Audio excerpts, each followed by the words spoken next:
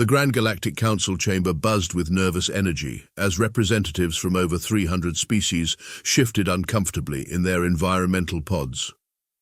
High Commander Zexithriax of the Sentinel Fleet watched their agitation with all four of his optical organs, noting how the usually composed delegates twitched their various appendages and sensory organs. Esteemed members of the Council, Zexithriax's voice resonated through the translation matrix. We can no longer ignore the threat that humanity poses to galactic stability. He gestured with his upper limbs toward the holographic display showing the rapid expansion of human territory across the Orion Arm.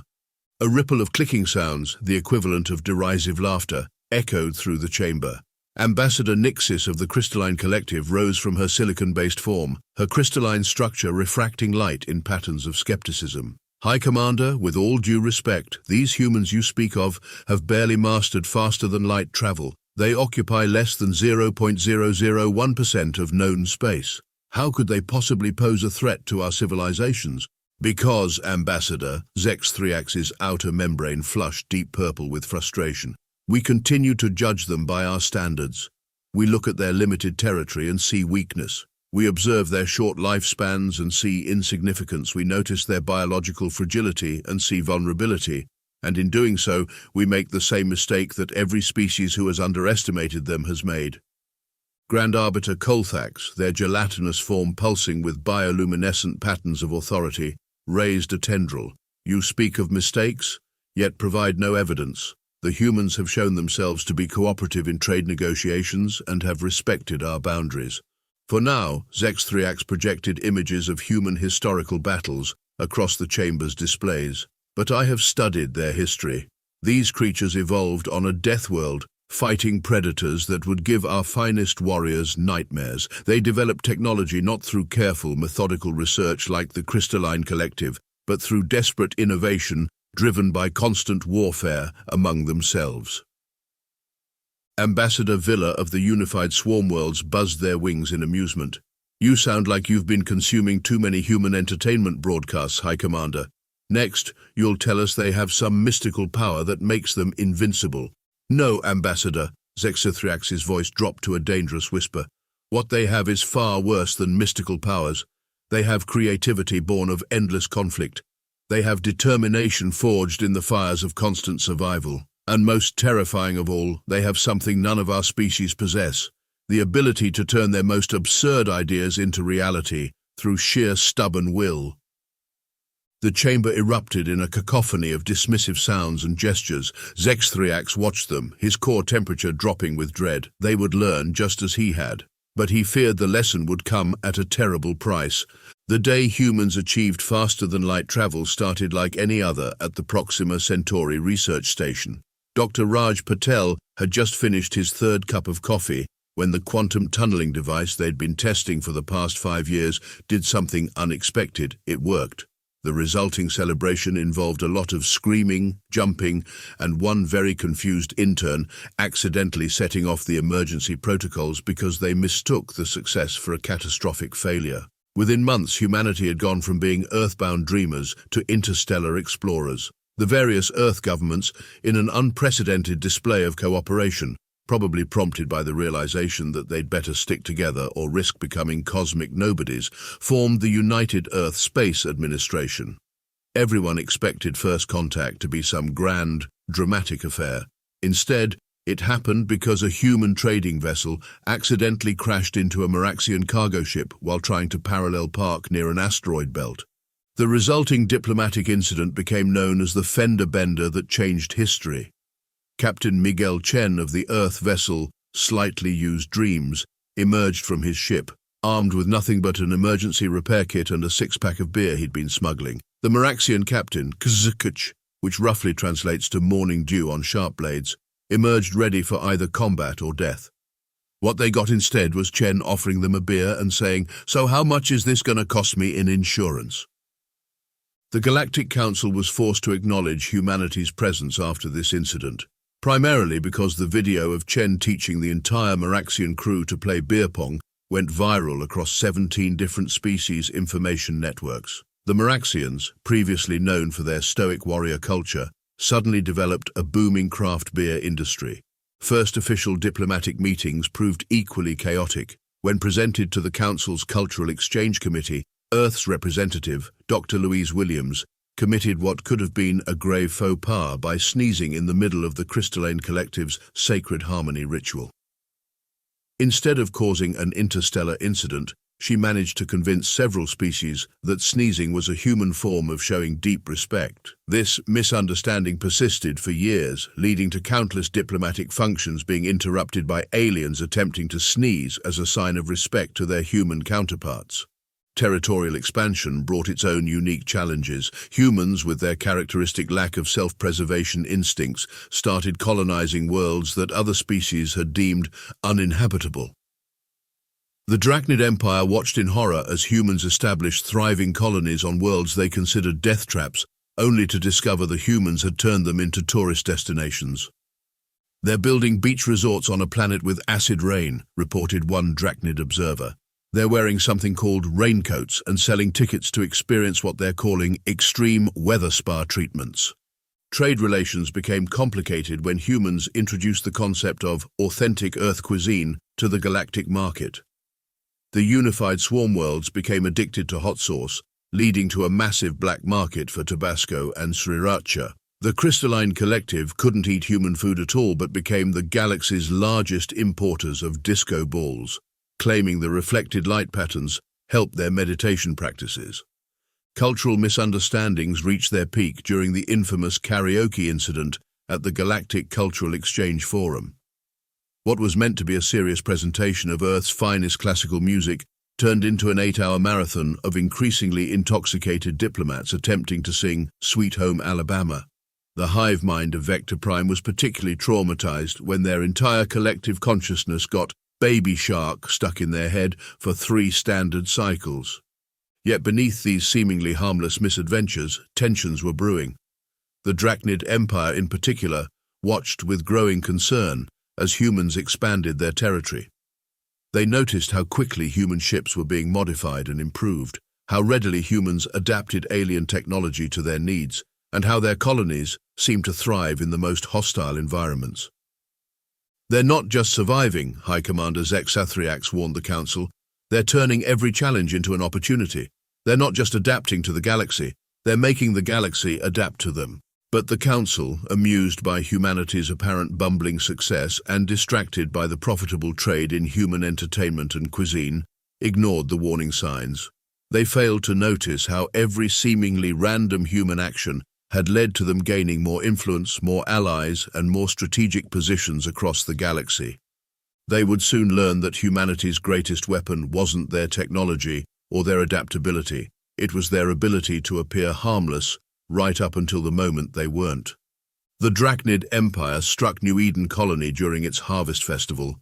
Their warships descended through the autumn sky like mechanical vultures, their weapons precisely targeting civilian centers with cold calculation. They expected an easy victory. After all, this was just another human agricultural settlement populated by farmers and their families. The Draknid commander, Victory Through Superiority, a name that would later prove tragically ironic, broadcast their demands across all frequencies. "Your species expands too quickly, breeds too rapidly, adapts too freely. You must be contained. This colony will serve as an example." In the next 6 hours, the Draknids systematically destroyed everything they could target. Grain silos exploded, housing units collapsed, and medical facilities burned. They were thorough, methodical, and completely unprepared for what happened next. The first sign that something was wrong came when Victory Through Superiority noticed that the colonists were not running in panic. Instead, they were executing an evacuation with military precision. Children were quickly moved to underground bunkers that weren't on any official plans. Farmers climbed into agricultural machines that suddenly revealed hidden weapon systems. But the Draknids had overwhelming force on their side. By the time they finished their assault, New Eden was in ruins. 3,000 civilians dead, countless more injured. Victory Through Superiority sent the footage to the Galactic Council as a warning about human expansion. The Council's response was predictably bureaucratic. They formed a committee to investigate the incident.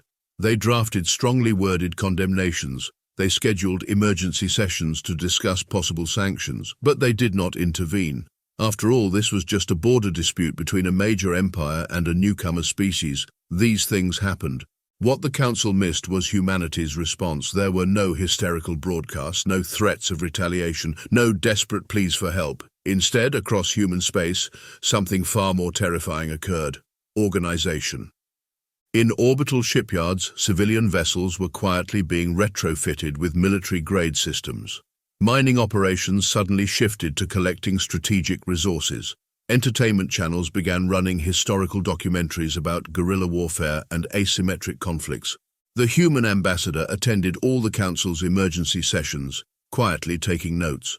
When asked about their species' planned response, Ambassador Chen simply smiled and said, "We're going to write a strongly worded letter of our own, just might take us some time to find the right words." Deep in secure bunkers on Earth, military commanders reviewed the footage from New Eden.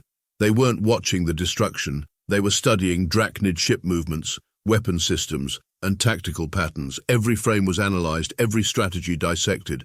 The Draknids had made 3 critical errors in their attack on New Eden. First, they assumed that a farming colony wouldn't have military-grade bunkers and defense systems. Second, they believed that destroying civilian targets would demoralize humanity. Third, and most catastrophically, they let survivors escape to tell their stories. In the weeks following the attack, human space grew strangely quiet. Trade routes operated as normal. Diplomatic functions continued. Everything seemed business as usual, except for one detail that Zex-3X noticed with growing dread. Humans stopped making jokes. No more cultural misunderstandings, no more seemingly bumbling diplomatic incidents, no more viral videos of aliens learning Earth dances. Just smooth, efficient operations and polite, professional interactions. When High Commander Zex-3X brought this observation to the Council, he was again dismissed. "Perhaps they've finally learned proper galactic etiquette," one delegate suggested. Zex-3X knew better. He recognized the silence for what it was, the calm before a storm that would reshape galactic politics forever. Humanity wasn't cowering or retreating. They were preparing to demonstrate exactly why every predator species on Earth had gone extinct while humans thrived. The Draknid Empire's first hint that they had catastrophically miscalculated came when their primary shipyards went dark. Not destroyed, just dark. Every computer system simultaneously shut down, leaving their most advanced warships floating helplessly in space. The cause? A human virus transmitted through their own victory broadcasts from New Eden, designed to activate exactly 1 month after the attack. On the Draknid homeworld, victory through superiority watched in horror as reports flooded in. Those seemingly harmless human entertainment broadcasts they'd been allowing through their networks, each contained fragments of code that, when combined, gave humans complete access to Draknid military systems. The second wave hit before they could recover. A fleet of human ships emerged from quantum tunnels, not the massive warships everyone expected, but thousands of small, agile vessels. Leading them was the slightly used Dreams, now heavily modified and commanded by the same Captain Chen, who had once taught Meraxians to play beer pong. "Remember how we kept accidentally crashing into things during trade missions?" Chen's broadcast reached every Draknid command center. "Turns out we were actually mapping your orbital defense blind spots. Funny how that worked out." The human ships moved in patterns that defied standard military doctrine. The Draknids' automated defense systems, programmed to predict enemy movements based on logical battle strategies, couldn't track vessels that flew like they were being piloted by caffeinated squirrels playing jazz. But the chaos was carefully orchestrated. Each seemingly random maneuver formed part of a larger pattern, herding Draknid forces exactly where the humans wanted them.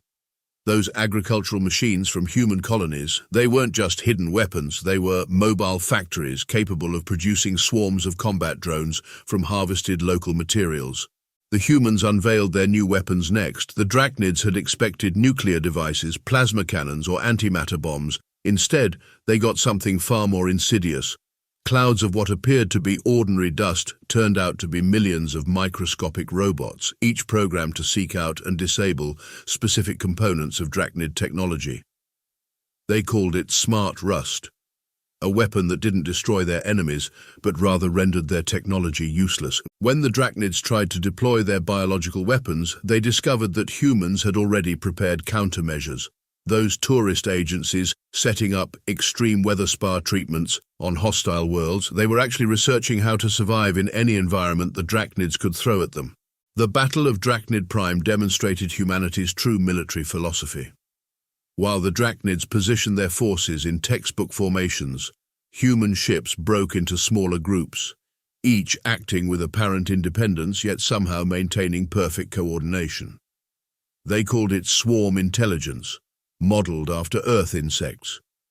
A Draknid destroyer, proud flagship of their third fleet, found itself engaged by what appeared to be an unarmed transport vessel. As they prepared to fire, the transport split apart like a mechanical flower blooming, revealing it was actually 5 smaller ships connected together. Before the destroyer could adjust its targeting, the smaller ships had already attached themselves to its hull like mechanical limpets, cutting through the armor with mining lasers repurposed as weapons. In the Centauri sector, a human mining vessel demonstrated why letting humans study alien technology was a mistake. They had noticed that Draknid shields operated on regular frequencies and built a device that synchronized with these patterns. When activated, it turned the shields into particle accelerators, essentially causing the Draknids' own defenses to tear their ships apart. The humans called it weaponized physics, taking fundamental principles of the universe and turning them into instruments of war. They didn't just think outside the box, they questioned why the box existed and then used it as a weapon. Perhaps most terrifying was their psychological warfare. Human ships broadcasted frequencies that replicated the hunting calls of extinct Earth predators, tuned to frequencies that resonated with Draknid neural patterns. The effect was devastating, millions of years of evolutionary instinct telling them something dangerous was hunting them. During the Battle of the Crimson Nebula, a single human corvette demonstrated why letting humanity watch ancient Earth war documentaries was a tactical error. The ship, its engines apparently disabled, drifted into the center of a Draknid battle group. The Draknids, following standard protocol, moved to capture it. That's when the corvette's commander activated what they called Operation Trojan Horse. The supposedly dead ship suddenly spawned hundreds of autonomous combat drones hidden within its hull. The final stroke of human ingenuity came from their understanding of Draknid culture. They knew the Empire valued its complex hierarchy and chain of command, so they developed quantum-encrypted communication systems that allowed human forces to instantly reorganize their command structure when needed. While Draknid ships waited for orders to adapt to changing situations, human vessels could switch tactics and leadership instantly. By the time the Draknids realized the true scope of humanity's preparation, it was too late. Every weakness they had observed in human nature, their tendency to cooperate with enemies, their willingness to share technology, their apparently random and inefficient behavior, had been weaponized against them. Victory through superiority watched from their command center as another defense platform went dark, its systems corrupted by human tech. A junior officer reported that human ships were now broadcasting on all frequencies, but instead of demands or threats, they were playing something called "Never Gonna Give You Up" on repeat. The humans hadn't just prepared for war, they had turned the entire galaxy into their arsenal, and they did it while convincing everyone they were just bumbling newcomers to the galactic stage. As Zexathriax would later note in his report to the Council, they didn't just beat the Draknids, they changed the very nature of warfare while making it look like they were playing a game. The Draknid Empire, facing unprecedented defeats across multiple systems, resorted to their ultimate contingency plan, Operation Eternal Night. They began evacuating their core worlds and rigging entire solar systems with quantum destabilizers. The plan was simple. If they couldn't defeat humanity conventionally, they would create an artificial black hole that would consume both their territories and the human expansion corridor. High Command transmitted their ultimatum to Earth: withdraw your forces or we destroy everything within 50 light-years of our borders. They expected negotiations, pleading, perhaps even surrender. What they got instead was a reply that chilled their war council to their core. Cute, watch this. In the next hour, every quantum destabilizer simultaneously deactivated. On their screens, a human computer virus displayed a simple message: "Thanks for building these. We've made some improvements." The devices had been compromised months ago through the commercial shipping networks that delivered their components.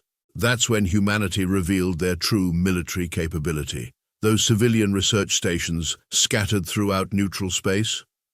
They were quantum tunneling control points, creating a vast network that allowed human forces to appear anywhere instantly. The Draknids had thought they were containing human expansion. Instead, humans had built a military infrastructure right under everyone's noses. The Draknid resistance crumbled system by system, each defeat more spectacular than the last.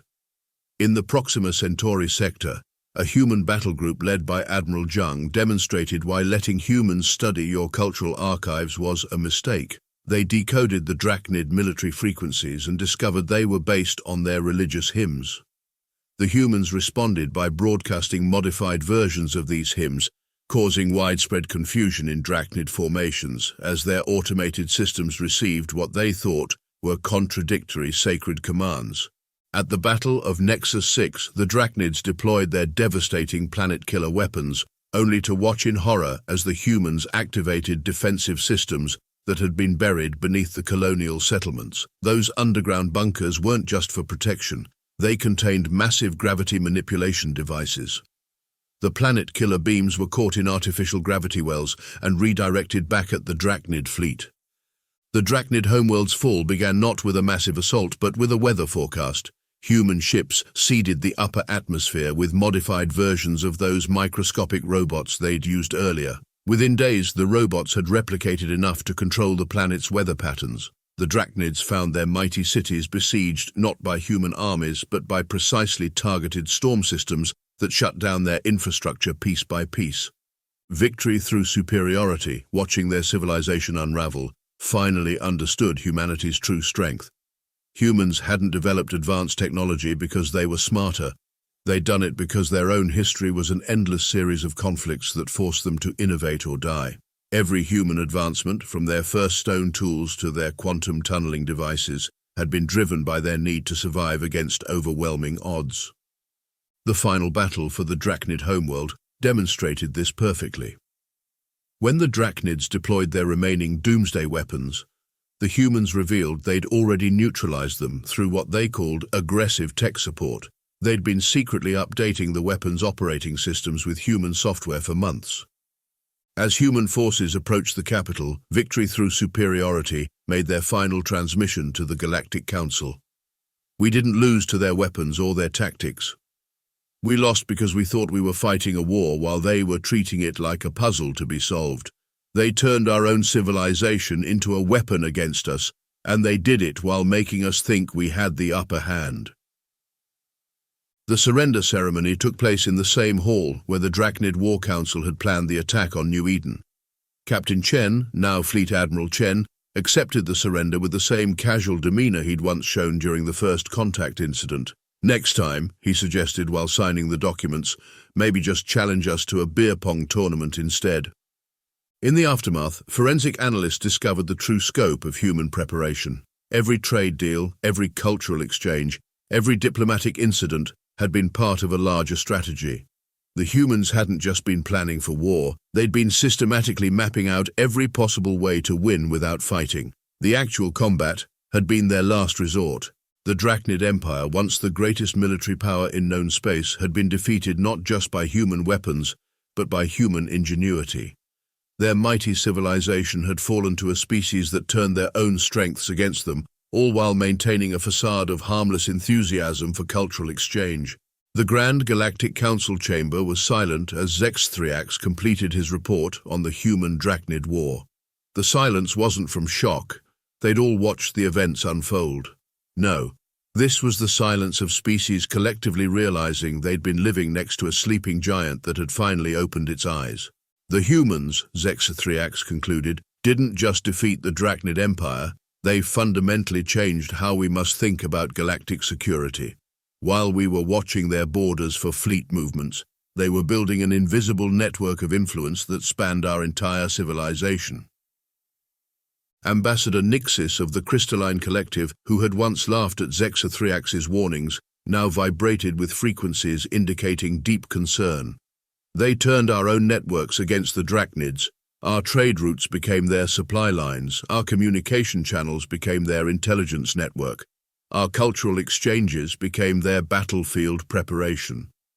The new diplomatic reality emerged swiftly. The Council, recognizing the need to adapt, established the Galactic Security Initiative, with humans as key advisors. Many expected humans to demand reparations, territory, or political concessions. Instead, they proposed something more subtle, knowledge exchange programs. "We don't want to rule the galaxy," explained Ambassador Chen during the reorganization talks. "We just want to make sure everyone understands certain basic concepts, like why attacking civilian populations is both morally reprehensible and tactically stupid." The humans introduced new security protocols that quickly became galactic standards. They called it the trust but verify doctrine. Every species maintained its sovereignty, but all military technologies were subject to transparent inspections. The humans even shared their defensive innovations, though many suspected these were simplified versions of their actual capabilities. Trade flourished under the new arrangements, but with interesting modifications. Human entertainment broadcasts still crossed galactic networks, but now everyone analyzed them for hidden messages. Human diplomatic mistakes were studied with intense scrutiny. Every human cultural quirk became the subject of serious academic study. The Meraxians, still operating their successful craft beer industry, established the first galactic military academy with human instructors.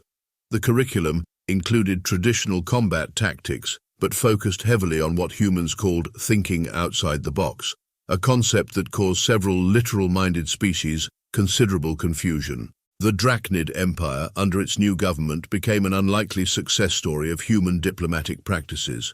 Their worlds, rebuilt with human assistance, transformed into centers of technological innovation. Former military shipyards now produced exploration vessels and trade ships. The humans even helped them redesign their cities to be more resistant to weather control, while carefully not mentioning who might try to control the weather. Victory through superiority, now serving as a professor of human studies at the Academy, wrote extensively about their species' unique approach to conflict. "Humans don't just prepare for war," one passage noted. "They prepare for peace in a way that makes war disadvantageous for their opponents. They build relationships that make conflict unthinkable, not through threats, but through mutual benefit." During the centennial celebration of the Galactic Security Initiative, an elderly Admiral Chen, now retired and running a surprisingly successful chain of interstellar pubs, gave a speech that finally explained humanity's strategy. "You all thought we were learning to adapt to galactic civilization. Actually, we were teaching galactic civilization to adapt to us. Every beer shared, every trade deal signed, every cultural misunderstanding, it all helped create a galaxy where peace is profitable and war is obsolete." The council chambers now display a human phrase in every major galactic language. "The best victory is the one where no shots are fired." Below it, in smaller text, is another quote. "But if shots are fired, make absolutely sure you're not on the wrong side of human history." Zexithriax, concluding his final address before retirement, summed up the new galactic order. "We feared humans would conquer us through force. Instead, they conquered us through friendship, trade, and cultural exchange. And somehow that's far more terrifying, because we never saw it coming until we were already part of their civilization." Today, any species considering aggressive expansion first studies the human Draknid War. The lessons are clear. Humans make better friends than enemies. Their seemingly random actions often have hidden purpose, and most importantly, if you must fight them, understand that they've probably already won before the first shot is fired. In the end, humanity's greatest weapon wasn't their technology, their adaptability, or even their military prowess. It was their ability to make their way of life so appealing that resistance became pointless. As one Draknid philosopher noted, "They didn't need to destroy our civilization. They simply made us want to be part of theirs."